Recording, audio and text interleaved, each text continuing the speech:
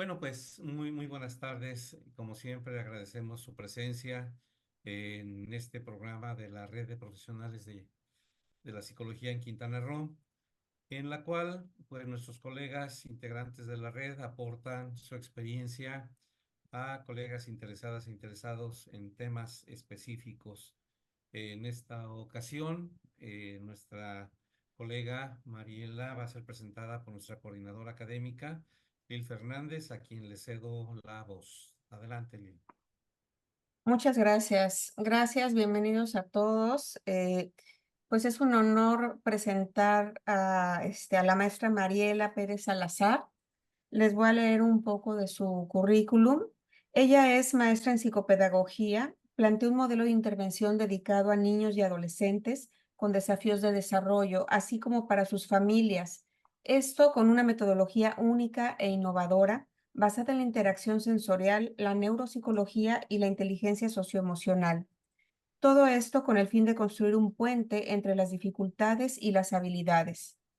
El diseño cuenta con un programa específico para cada sesión de trabajo y está sustentado en modelos de pensamiento de vanguardia como la teoría polivagal.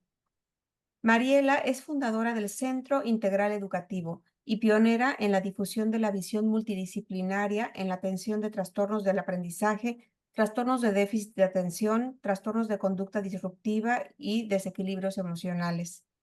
Promueve seminarios con un enfoque científico y profesional, dirigidos a padres de familia y maestros. Estos seminarios cuentan con un equipo de neuropsicólogos, neurólogos, psicólogos clínicos educativos y maestros en educación especial. A partir del 2006, Mariela estableció un programa de capacitación dirigido a psicólogos, pedagogos y maestros de educación especial llamado Sí Puedo. Es una metodología propuesta por el Centro Integral Educativo, el cual ya cuenta con más de 100 egresados en 8 generaciones. Durante estos años, Mariela ha participado en diferentes proyectos, como por ejemplo el diseño de programas en terapia asistida con delfines para Aquarium en Cancún, Quintana Roo. Participó en la propuesta de terapia asistida con delfines para niños con TDAH del Museo del Papalote y la Clínica del Cerebro de la Ciudad de México. En el taller de emociones, en la formación de padres facilitadores Caring, implementando un programa de desarrollo emocional y valores Si Puedo. También ha impartido talleres para padres de familia a nivel preescolar, primaria y secundaria en muchas escuelas de la península. Entre sus actividades profesionales destacadas está su labor docente como profesora en la Universidad de Anáhuac desde el 2015 y su participación en la plataforma TEDx Cancún en el 2016 con la charla El fin de la educación en manada, cuyo video cuenta ya con más de 17,000 visitas. También obtuvo el galardón Mujer Quintanarroense Destacada en Educación en el año 2017. Bueno, pues es un honor tenerte aquí, Mariela. La verdad es que esperamos esta charla con mucha ansia. Agradecemos a los participantes y te cedo el micrófono. Pues muchísimas gracias por esta invitación. Yo feliz siempre que me cedan espacios para promover todo lo que sea posible en beneficio de los niños y los adolescentes, sobre todo en nuestra comunidad. Y pues la verdad es que este tema me gusta muchísimo, me apasiona. También está por demás decir que es un tema muy controversial y muy complejo porque pues intervienen muchísimos aspectos que nos llevan a este tipo de dificultades que son los trastornos de la conducta disruptiva. Y que además, bueno, pues el resultado de estos trastornos o la manifestación de estos trastornos nos afecta no solamente a los niños que lo presentan o a los adolescentes, sino también a todas sus familias y a la comunidad, porque pues es la base de todos los problemas de violencia que después se van manifestando en nuestra sociedad.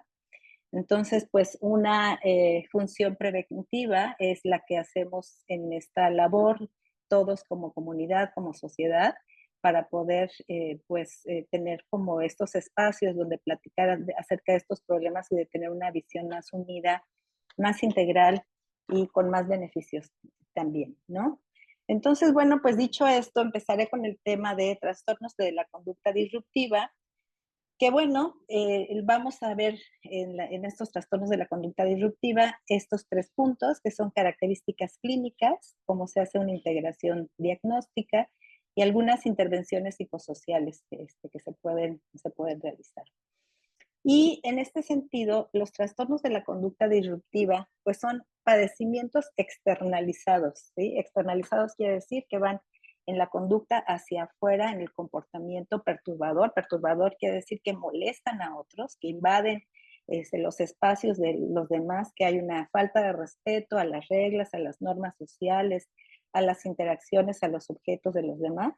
Y sus manifestaciones se hacen en cuanto a desafiar a las instituciones, como decir mentiras, robar, explotar, gritar, golpear, etcétera, ¿no? Entonces, digamos que son situaciones que se dan en pues, los ámbitos familiares y que se manifiestan muchísimo más o se pueden detectar muchísimo más en instituciones escolares, en la escuela, porque pues ahí ya los chicos tienen que manejarse de una manera independiente, fuera de sus padres, y entonces muestran estos comportamientos, ¿no?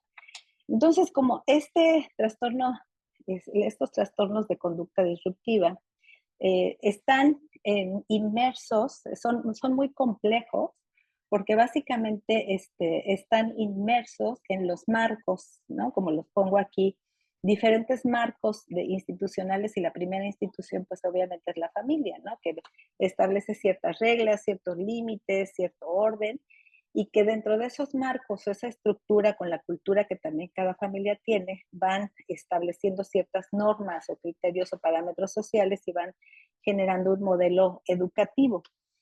Entonces, lo difícil también para poder definir o abordar este tipo de situaciones es que en cada familia hay diferencias muy grandes en cuanto a cómo se manejan estas estructuras y estos límites. Como vemos aquí, hay diferentes marcos. Hay marcos que no son tan cuadrados, sino son más bien redondos. Hay otros que son lindísimos, ¿no? Como ese que está ahí de colorcitos, pero que son muy pequeños y restrictivos. Otros que son muy cuadrados y muy ardientes, muy intensos, ¿no? Y otros que no tienen ningún borde, ahí como la explosión esa que pongo del lado derecho abajo, que son como una explosión y que no tienen un borde y que simplemente todas las situaciones que pasan dentro de la familia pues son explosivas, ¿no? Otras que son marcos que son como humo, que parecen inexistentes. Y hay marcos bastante organizados, amorosos, centrados y regulados, que pues independientemente de cada niño o cada adolescente, a pesar de que tenga cuestiones de dificultades en la regulación de sus impulsos, pues ese modulador que establece la familia, pues digamos que ayuda muchísimo a que estos padecimientos, si es que estos trastornos, si es que se presentan, pues puedan ser regulados o abordados de la mejor manera por las menores repercusiones, ¿no? Entonces, pues en este tipo de marcos o en estas diferencias tenemos que ir observando e identificando las diferencias en cada persona, en cada niño, en cada adolescente, ¿no?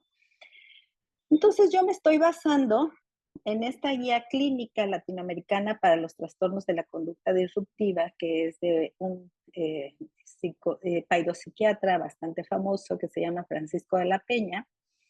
Y en esta guía latinoamericana la verdad es muy, muy buena. A mí me ha gustado muchísimo cómo lo maneja, porque básicamente nos define que hay o que se clasifican en se dan 3 categorías: el trastorno de conducta oposicionista y desafiante, el trastorno de conducta como tal, que también se le puede llamar trastorno de conducta disocial, y el trastorno explosivo intermitente, ¿no? Entonces, digamos que son síntomas parecidos en diferentes presentaciones, y en esta modalidad o en esta guía latinoamericana, lo que me gusta muchísimo es que si bien en el DSM-5 y en el CIE-11 pues vienen muy bien definidos los criterios diagnósticos y los cuadros específicos que dan un diagnóstico individual, categórico, que delimita una condición. En este manual hay un diagnóstico un poco más dimensional, ¿sí? Un poquito parecido a lo que se da ahora en el trastorno del espectro autista, que se abre una amplitud de criterios y de características que van definiendo una estructura. Bueno, pues en esta intervención también se hace un diagnóstico grupal, que es un grupo de características dimensional y facilita el reconocimiento y el tratamiento. Y aquí no importa tanto definir si tiene trastorno oposicionista y desafiante, o si tiene de conducta, o si entra en este criterio o en este otro criterio, porque hay hay muchos síntomas que se comparten, sino más bien es definir las características que se están presentando en cada uno de los chicos o chicas. Perdón porque de repente se me olvida mencionar el lenguaje inclusivo, pero bueno, lo estoy intentando también. Y de alguna manera vamos caracterizando las circunstancias para poder elaborar después un abordaje lo más generoso posible.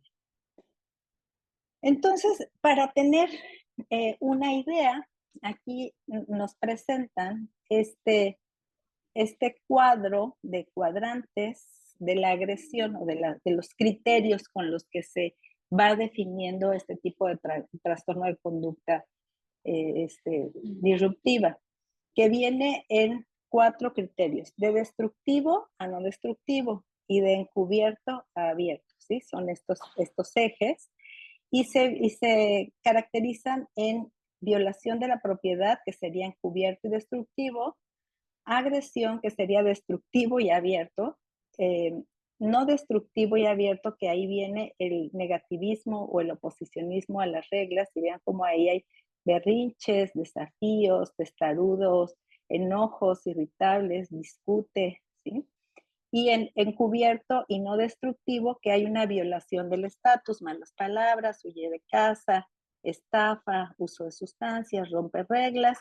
Entonces, la idea de estos cuadrantes de la agresión es ir ubicando cuáles son las características que se presentan en cada uno de los síntomas que se presentan en cada uno de los chicos que nosotros estamos abordando, ir analizando en qué parte de estos ejes o en estos cuadrantes está más especificada las circunstancias, para entonces poder ir definiendo mejor las características del trastorno de conducta. Ahora tenemos, independientemente de estos criterios, hay 2 criterios que son consideraciones clínicas transdiagnósticas, ¿sí? Esto quiere decir que son la irritabilidad crónica y las emociones prosociales limitadas, que además de todos estos criterios anteriores, son estos 2 indicadores que van a ir definiendo como las cualidades más específicas entre uno oposicionista y desafiante y uno de irritabilidad crónica o un trastorno de conducta más disocial, ¿sí? Por ejemplo, la irritabilidad crónica por lo general se establece más en los niños y las niñas o en los chicos que tienen trastorno oposicionista y desafiante, porque pues tiene que ver más con cuestiones emocionales, con falta de control emocional, etc. Y las emociones prosociales limitadas, las emociones prosociales limitadas son aquellas características que les impiden hacer contacto afectivo, ¿sí? Desarrollar vínculos sanos, tener empatía hacia las demás personas, actuar con base a un criterio no solamente para ganar algo, sino para tener una conducta de ganancia social, etcétera. Y estas conductas prosociales limitadas están más identificadas en personas que tienen en sus familias cierta carga genética en aspectos disociales o sociopatía, y que se han presentado pues ya de una situación, una carga genética más compleja y que el pronóstico, por supuesto, va a ser mucho más difícil. Entonces pasamos ahora al trastorno de oposición y desafío, que la verdad esas características son pues con las que más me gusta trabajar, porque son niños y niñas y adolescentes que tienen pues conductas muy relacionadas con la irritabilidad, con el enojo, sobre todo cuando las demandas del medio superan sus propias capacidades y les cuesta mucho trabajo tolerar la frustración y tienen una negativa constante ante las reglas y además retan constantemente a la autoridad de todas las maneras posibles, desde evitar, ¿no? Y hacer como que tú les dices, a ver, fulanito, haz esto, y te dicen, sí, sí, y no lo hacen, ¿no? Y les repites otra vez y otra vez no lo hacen. O otros que abiertamente te van a decir, claro que no, no voy a hacer nada. Y aunque tú me digas, no lo voy a hacer, ¿no? Y los síntomas del trastorno oposicionista y desafiante se agrupan en tres áreas. La irritabilidad, que la irritabilidad crónica es como esta parte de sentir incomodidad, intolerancia, que tiene mucha relación con estados, con hipersensibilidad sensorial, que son niños que desde chiquitos, desde bebés recién nacidos, nacieron muy irritables, que no podían dormir, que tuvieron reflujo, que fueron niños que todo el tiempo tenían que estar en brazos, que eran demandantes, exigentes, después se van volviendo, ¿no? Y entonces esta conducta hipersensible después se vuelve en una irritabilidad y en un espectro de tolerancia a la frustración muy pequeño. También tienen otra característica muy específica que es esta necedad, cabeza dura, ¿no? Que aunque les estés demostrando que les conviene o que está bien para ellos, se van a oponer, no van a aceptarlo, se van a resistir, van a querer cambiar las reglas, van a hacer todo lo posible para mantenerse en una misma estructura por esta dificultad para manejar la flexibilidad. Y también esta parte de la actitud hiriente y vengativa, ¿no? También hay un factor importante que es algo muy, muy específico de los chicos y las chicas con esta característica, que es que si los comparas con alguien más, eso es algo terriblemente malo, es casi, casi de vida o muerte, y además son muy susceptibles a la crítica y a la comparación de los otros.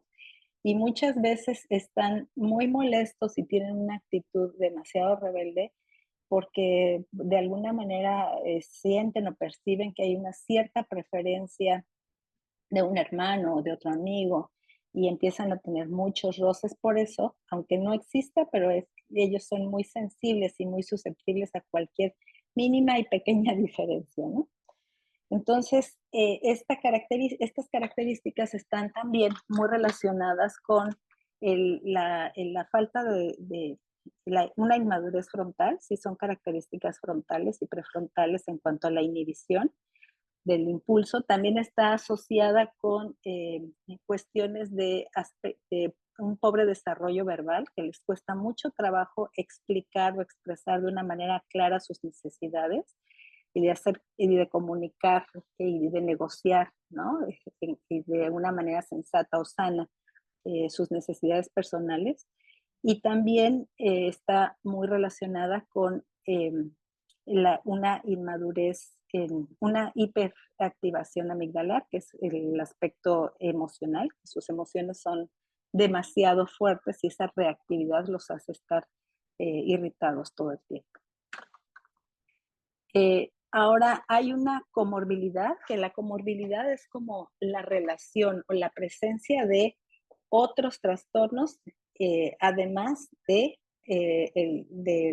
trastorno oposicionista y desafiante. Entonces, uno se confunde porque dices, bueno, tiene TDA, porque es muy similar al TDA, porque los chicos con déficit de atención, trastornos por déficit de atención, pues también son un poco cabeza dura, también a veces se oponen, se distraen, no siguen la regla, ¿no? Entonces hay algunos síntomas que son muy, muy parecidos, y sin embargo hay aspectos que tienen que ver con la comorbilidad. Y como yo lo explico, es que este trastorno oposicionista y desafiante tiene estos síntomas y el TDA tiene estos otros. Y comparten este y este, los de las dos condiciones, y entonces se dice que hay una comorbilidad, porque tiene estos síntomas del oposicionista y desafiante, estos otros, no todos, del TDA, y entonces de alguna manera pues se presentan de forma simultánea, ¿no?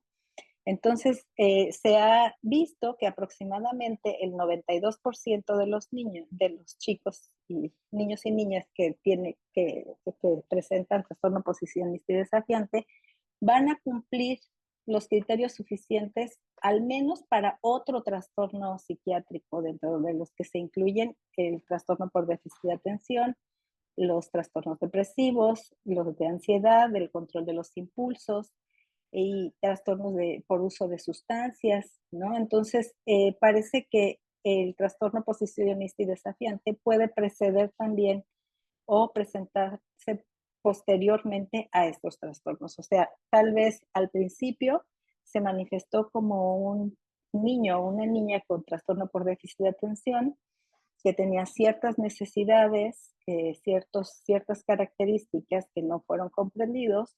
Dentro de la dinámica familiar hubo una estructura emocional muy rígida y muy restrictiva, y entonces se sintieron invadidos, agredidos en su propia naturaleza, y además no comprendidos en sus capacidades, se frustraron muchísimo, y se inicia una estructura que se define más hacia el trastorno posicionista y desafiante, ¿no? Y así ocurre con los demás trastornos también.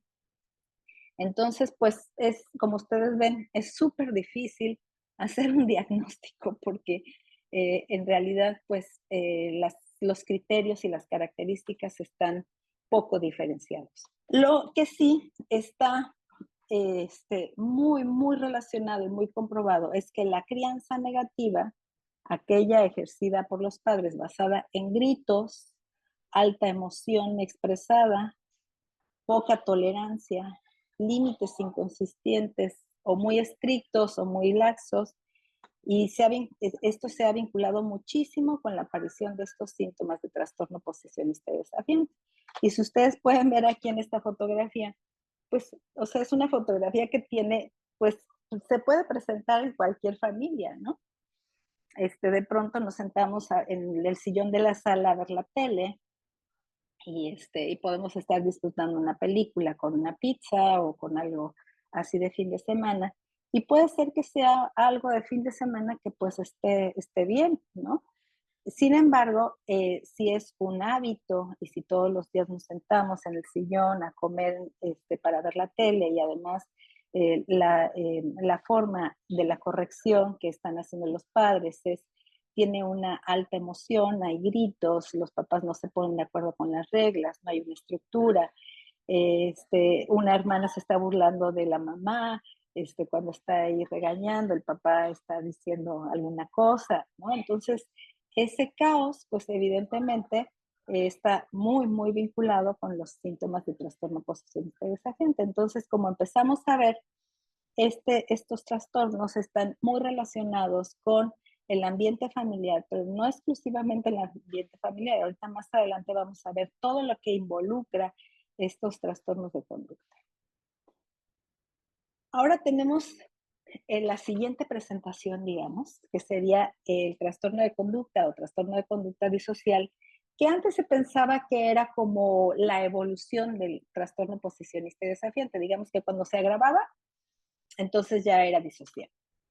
Y ahora se ha visto que hay ciertas diferencias, que puede ser en ciertas situaciones que sí se agrava y se vuelve trastorno de conducta disocial. Pero aquí entra los factores que les mencioné de irritabilidad crónica, que se va más a trastorno posicionista y desafiante, y al disocial, se va más estas conductas que son conductas de aspectos sociales, incapacidad para relacionarse socialmente, ¿no?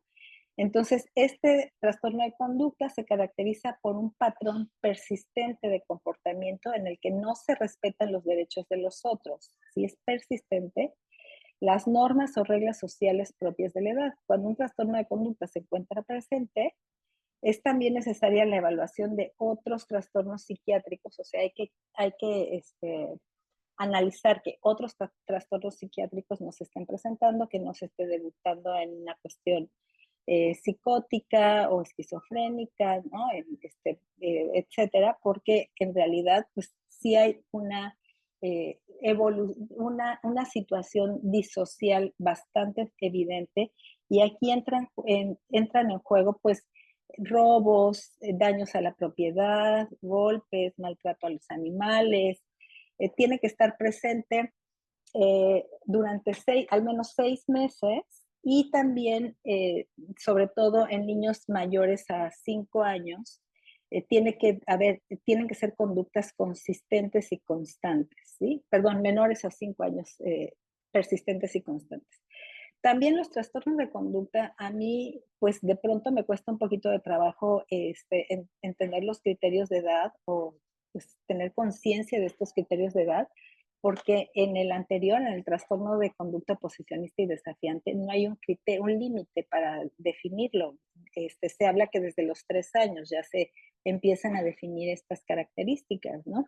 A mí me cuesta un poquito de trabajo porque, bueno, un niño de 3 años pues es muy egocéntrico, pero pues sí, ya que los ves y ya que los ves en actuación, pues sí te das cuenta cómo hay una oposición constante o una dificultad para relacionarse, etcétera, ¿no?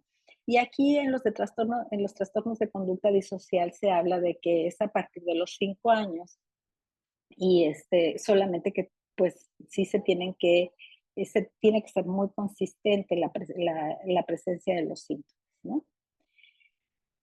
Ahora tenemos que es el trastorno explosivo intermitente, ¿sí? Que esta intermitencia son arrebatos de comportamientos recurrentes que reflejan una falta de control de impulsos, de agresividad, o sea, hay agresión verbal, peleas, berrinches, agresión física también ante la propiedad y para los otros individuos, y sin embargo logran mantener una conducta social más o menos organizada y estable, pero hay ciertos detonantes que no tienen que ver con la proporción de la situación, sí, a veces simplemente es porque no les sirvieron el plato que ellos querían, o que no encuentran el color rojo, o cualquier detallito así pequeñísimo que detonan unos arrebatos de comportamiento que están totalmente fuera de la proporción de la situación. Y aquí se determinan también por la frecuencia, ¿no? Que al menos deben de ser 2 de estos arrebatos por semana, en un periodo consistente a 3 meses, ¿no? Que tiene que ser una conducta muy, muy consistente en estos arrebatos, porque obviamente en los niños, las niñas, pues realmente muchas veces hay reacciones así, ¿no? Pero aquí hay cierta recurrencia en este tipo de conductas que va deteriorando también pues la calidad de la convivencia y de la socialización, ¿sí? Y que también va afectando las experiencias familiares y los vínculos, ¿no? Y la construcción de los vínculos. Ahora, en este punto, digamos que estas son, pues, rasgos muy generales que no quisiera ser tan específica, porque son muy, muy complejas las características. Son rasgos generales de estos trastornos de conducta disruptiva. Y sin embargo, cuando se evalúan o cuando se ven de una forma aislada y se aísla el comportamiento del niño, de la niña, pues evidentemente tenemos un retrato o un esquema de este niño o niña, pues muy lastimoso, muy doloroso, porque al final es el que tiene mala conducta, el que tiene un trastorno, etc. Pero en realidad tenemos que hacer un análisis un poco más serio para tener una conciencia de lo que se trata, ¿sí? Porque lo que nos rodea nos define, Y este tipo de trastorno, pues evidentemente está influenciado por todo nuestro entorno, ¿sí? Desde el entorno social, los entornos ya sea construidos, como las ciudades, etcétera, o los naturales, también la, el, la, pues todo el clima, etcétera, y también las influencias sistémicas. Y vamos a ver cómo estos entornos sociales afectan de forma positiva o negativa a la estructura o a la formación de este tipo de conductas, ¿no? Entonces tenemos aquí el entorno social, que es pues lo que rodea al niño o la niña.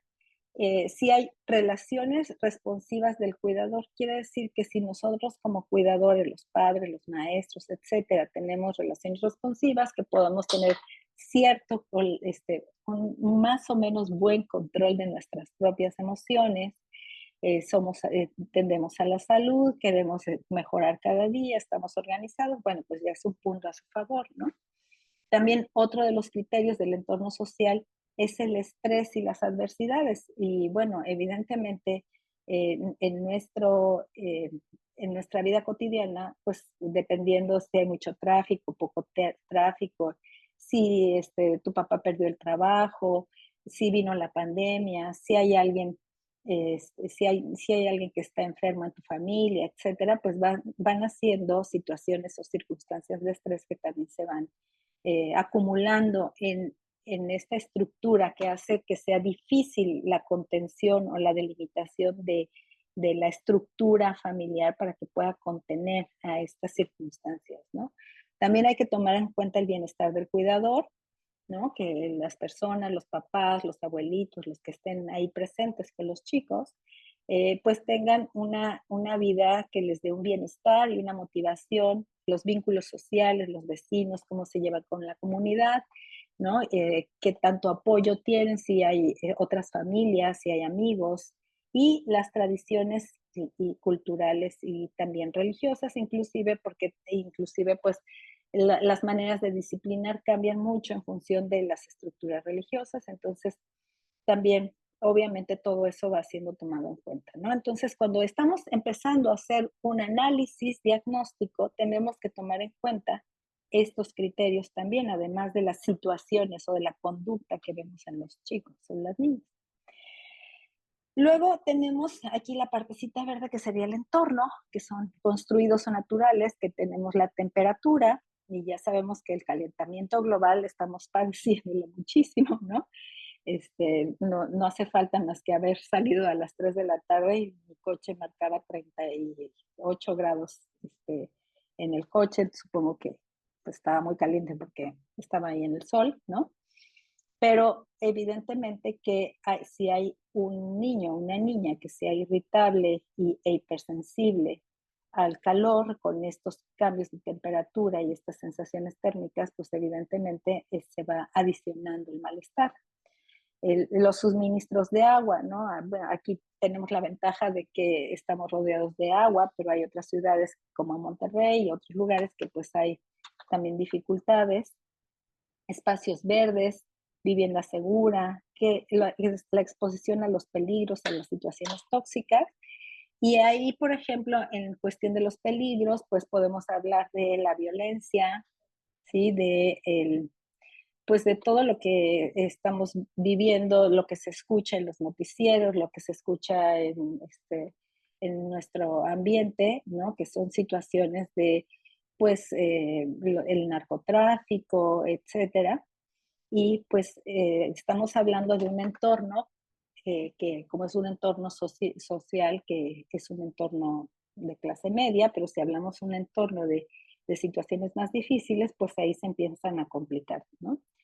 Y también las oportunidades económicas. Aquí, por ejemplo, en este sentido, hay muchas diferencias, hay muchas personas que trabajan en la hotelería, que viven en situaciones muy, muy diferentes a sus lugares de trabajo, ¿no? Y eso va generando insatisfacción, ¿no? Y una experiencia muy incómoda y hasta violenta a veces por esa diferencia o disparidad que nos hace sentir pues esa reacción como de no tener o de que algo nos falta y de pues la escasez de oportunidades que se hace mucho más evidente y más extensa, entonces también eso forma parte del entorno. Los hábitos y los alimentos nutritivos, que hoy por hoy sabemos que la alimentación pues sí cuenta muchísimo y hace una diferencia muy grande en cuanto a nuestra estructura psíquica, ¿no? Las personas que se alimentan de solamente, pues no sé, papitas y Coca-Cola o algo así, pues evidentemente tienen una mayor irritabilidad, una peor digestión, una peor nutrición para toda su estructura cerebral y en general todas sus funciones metabólicas, ¿no? Y como ya sabemos, somos un sistema y esto va implicándose en el metabolismo. Y pues evidentemente la infraestructura que hay en todos nuestros entornos, las carreteras, etcétera, ¿no? Otra influencia sistémica, otras son las influencias sistémicas, que son las políticas públicas, el racismo sistémico, y nosotros podemos pensar que pues en México no somos racistas, pero bueno, o sea, pues el racismo está implícito, ¿no? En la discriminación ante ciertas, la discriminación por raza, por clase social, etcétera, ¿no? Y la pobreza intergeneracional, a los que les tocó nacer en una situación de pobreza, y la disparidad en los sistemas de salud o el acceso desigual a la educación, ¿no? Todas esas son influencias sistémicas.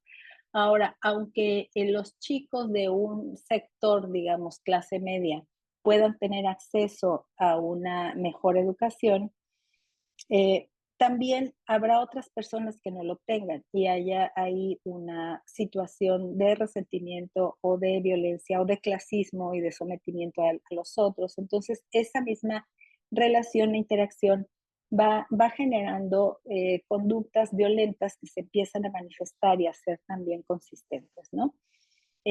Como sabemos, hay modelos educativos como, pues no sé, en Finlandia, ¿no? Donde la educación es la misma para todos, no importa el nivel económico o el tipo de trabajo que tengas, todas las escuelas están mediadas solamente por la zona por donde vives, ¿no?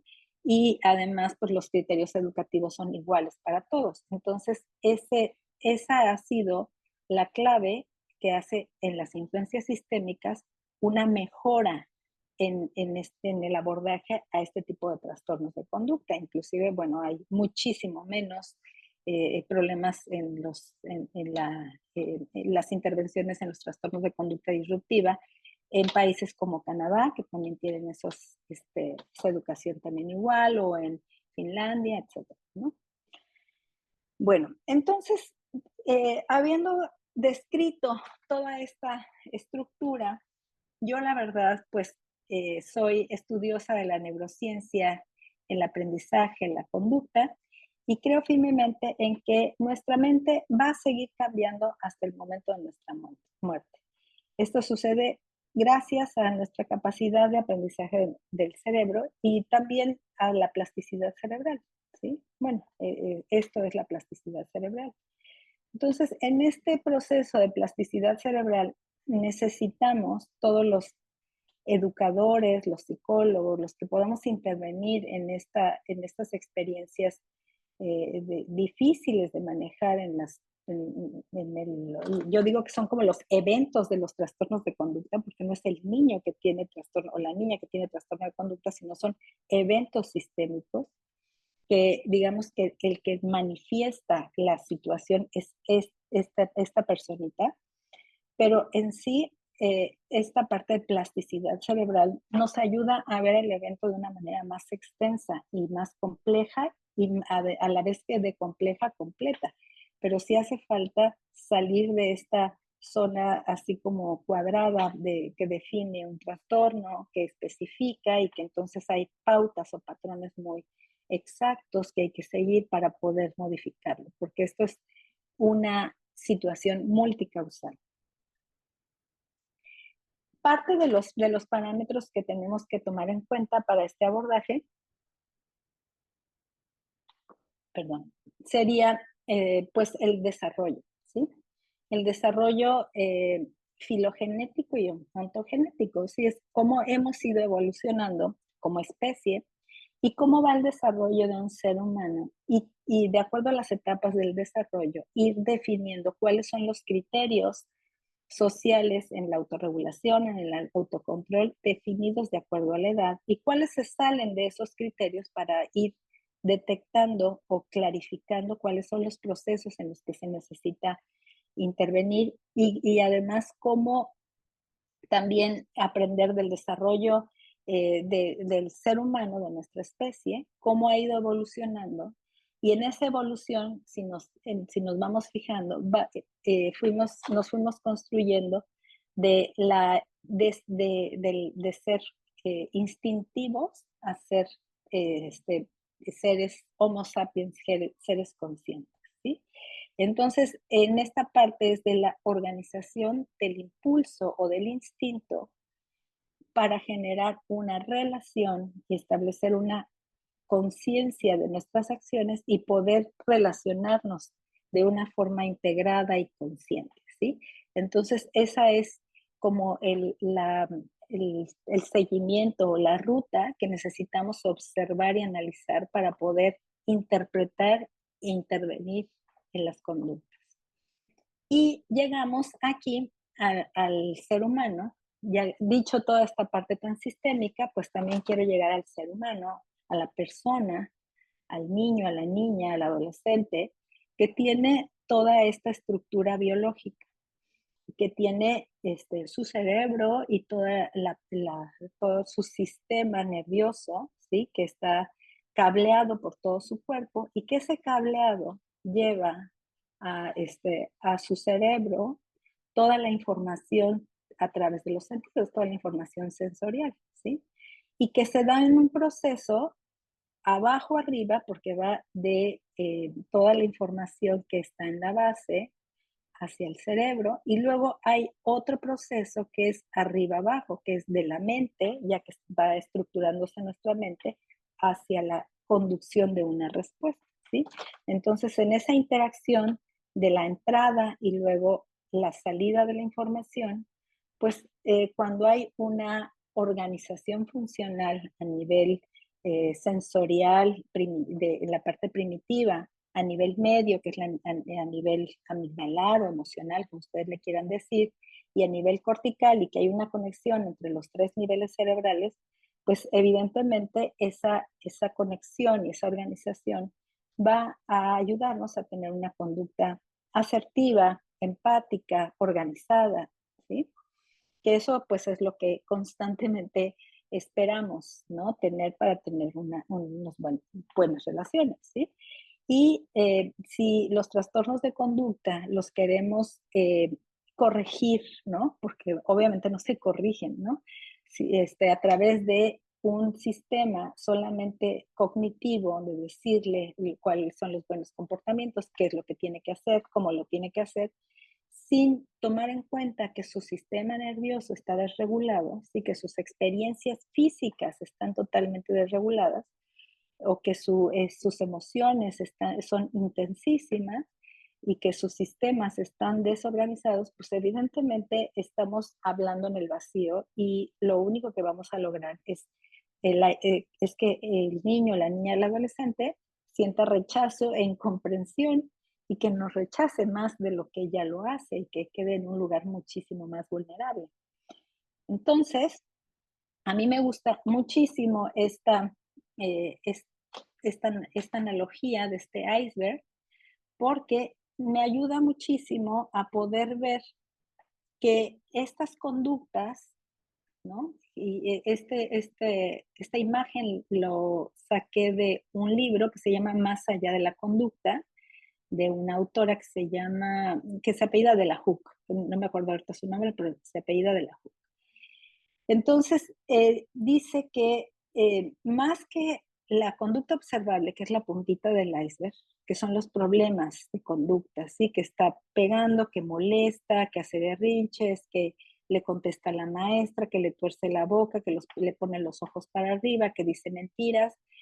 Tenemos que ir abajo, ¿sí? Que es el fondo y analizar qué es lo que verdaderamente está pasando. Y tenemos que analizarlo en diferentes situaciones, por qué está pasando los procesos corporales internos y analizar, por ejemplo, las cuestiones sensoriales, en cómo organiza la información sensorial, las sensaciones de su cuerpo y cómo las procesa su cerebro, cómo comprende las emociones y cuáles son sus capacidades y procesos de desarrollo. Y ahí tenemos que evaluar también un poquito cuáles son sus aptitudes.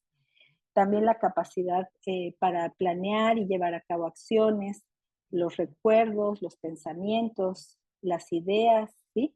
Entonces, en todo este contexto, tenemos también esta escalerita que viene de la teoría polivagal, digamos que tenemos como estos niveles, ¿no? Donde el nivel más abajo es el colapso, que el colapso es, o sea, la disociación, cuando ya no te hacen caso, tienen la carita perdida, aunque tú les hables parece que están en otra cosa, ¿no? Están bloqueados o luchan, se enojan, pelean, huyen, ¿no? Y el llegar a los escalones mayores, que es el proceso de calma y seguridad, son procesos mucho más complejos. Entonces, digamos que viendo estas dos imágenes podemos ir programando o analizando cómo se va a ir siguiendo un proceso.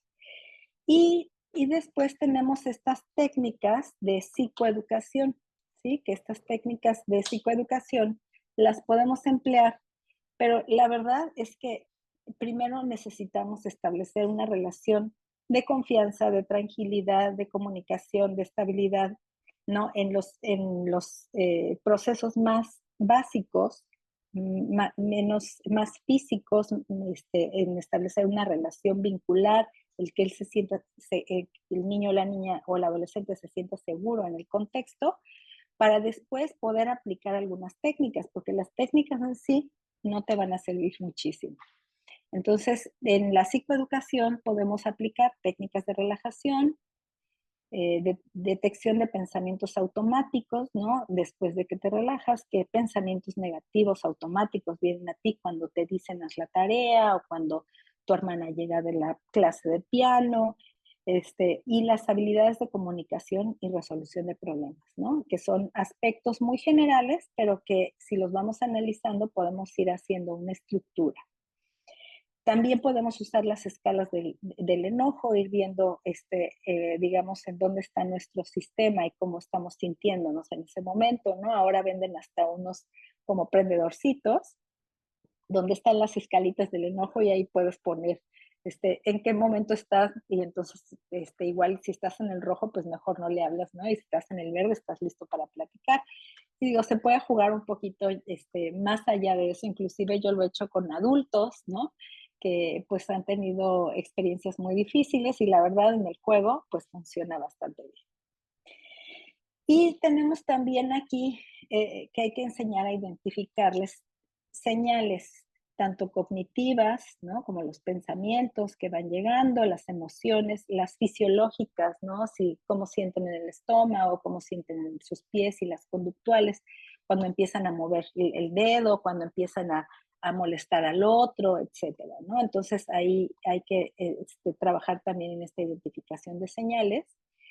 Y hay algunos conceptos que funcionan muy bien enseñarles estos conceptos, ¿no?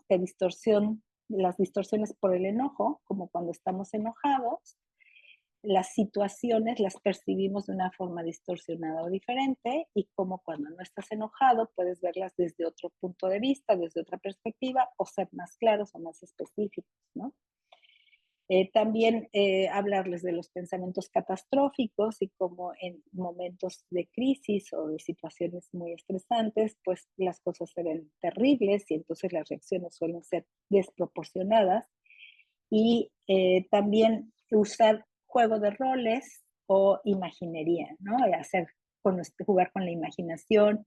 Y en el juego de roles en niños pequeños, pues funciona muy bien la representación en el juego con terapia de juego. en chicos más grandes, escenificaciones, hacer como si, el juego del si yo pudiera, ¿no? Entonces, ahí podemos ser súper creativos para poder llevarlos al que al menos su lóbulo frontal pueda proyectar o visualizar una conducta diferente, unas actitudes diferentes y cómo se sienten cuando no son como siempre han sido, sino son de una forma más, más positiva. También hablarles de las recaídas, ¿no? Porque cuando recaen, pues a veces se desmoralizan y ya piensan que todo se acabó, que ya fue todo terrible. Entonces también trabajar sobre las recaídas. Predice que no somos perfectos, que a veces pues, puede haber obstáculos, que hay momentos en los que no podemos llevar esta perspectiva de autorregulación y que también está bien, ¿no? Entonces, esas son algunas, pues, algunos consejos o algunas cosas muy puntuales que pueden servir siempre y cuando tomemos en cuenta todo el contexto y además hayamos trabajado en nosotros, en la manera en cómo podemos vincularnos, cómo podemos establecer una relación, cómo manejamos el contexto, cómo trabajamos con la familia, cómo los ayudamos a estructurar una dinámica que los haga sentir en un marco de seguridad. Entonces, sí es el momento de usar estas técnicas psicoeducativas. Como les decía, este libro, Más allá de la conducta, a mí me pareció muy bueno. Ahorita la autora se apellida de la Hooke, H-O-O-K-E, y pues aquí define y describe muy bien un proceso bastante completo y bastante innovador. Y bueno, creo que hasta aquí es todo. No sé si fue muy largo, espero que haya sido interesante y pues preguntas o no sé qué proceda. Bueno, pues vamos a abrir los micrófonos para que nuestros participantes, Ya estoy si aquí. tienen dudas, si tienen preguntas, con mucho gusto puedan hacerlas directamente. Levantamos la manita, ponemos una manita por ahí y les escuchamos. Vamos a aprovechar que Mariela está con nosotros en este tiempo y pues se abre la opción de preguntas, comentarios. Dice, ¿me podría compartir a mayores rasgos qué es la teoría polivagal? Polivagal, sí. La teoría polivagal es una teoría basada en, bueno, que la acuñó un investigador neurocientífico que se llama Stephen Porges. Y se basa en la organización funcional del sistema nervioso, ¿sí? Del cerebro, en cuanto a las funciones instintivas y a las funciones superiores, ¿no? Y cómo en ambientes hostiles las funciones instintivas toman control independientemente de la formación de la estructura cerebral a las funciones superiores. ¿Sí? Entonces, lo que ocurre es cuando nos sentimos en un medio hostil, nuestro cerebro instintivo es el que va a regir nuestra vida y aunque no seamos conscientes, de una forma inconsciente, vamos a tener reacciones involuntarias, reactivas, defensivas, así como reptiles, ¿no? Que nos vamos a volver territoriales, recelosos, no compartidos, pesimistas, fríos, no conectados, no afectuosos, ¿no? Entonces, ese es a muy grandes rasgos. La teoría polivagal es muy extensa y muy interesante también. Muchas gracias. Adelante.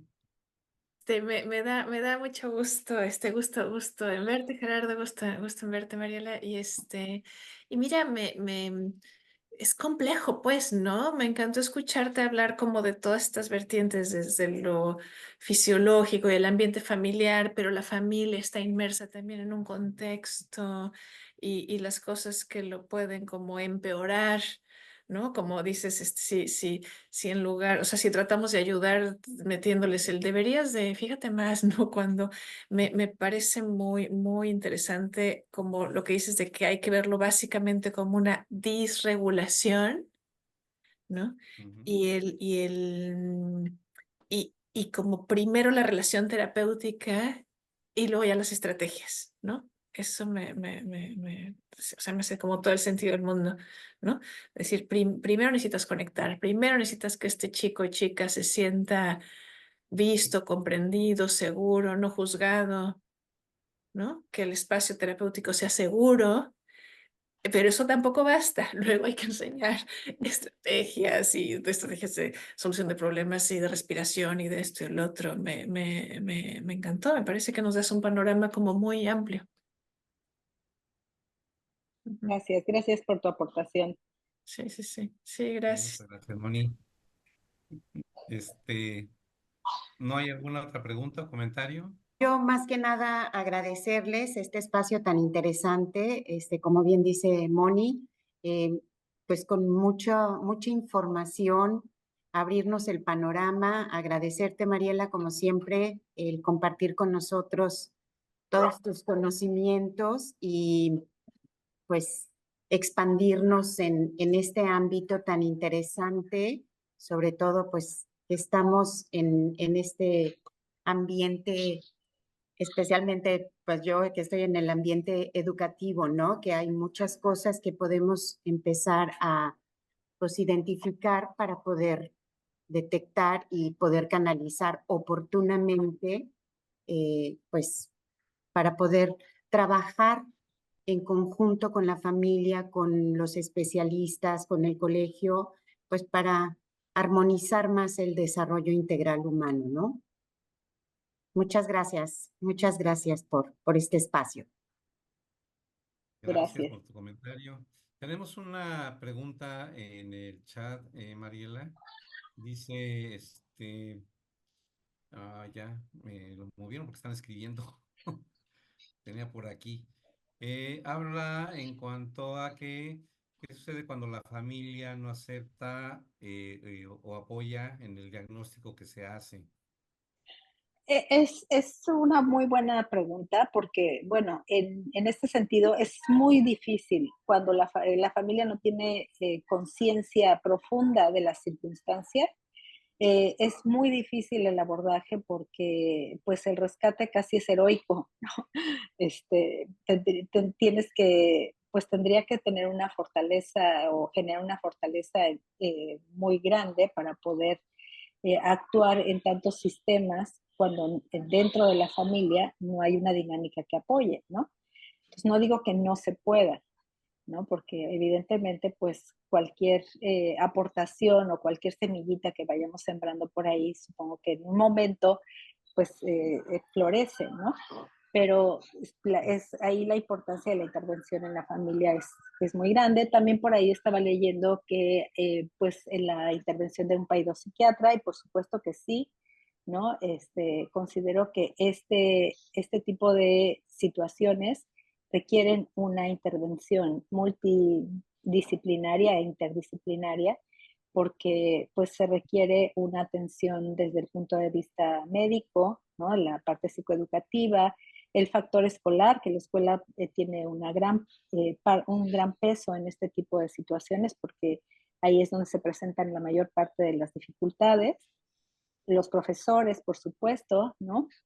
Eh, y evidentemente también en la parte clínica, ¿no? En cuanto a el trabajo con el mundo interno, etcétera, pero pues ese es un proceso mucho más profundo y que trabajar exclusivamente en el proceso desde el punto de vista clínico, pues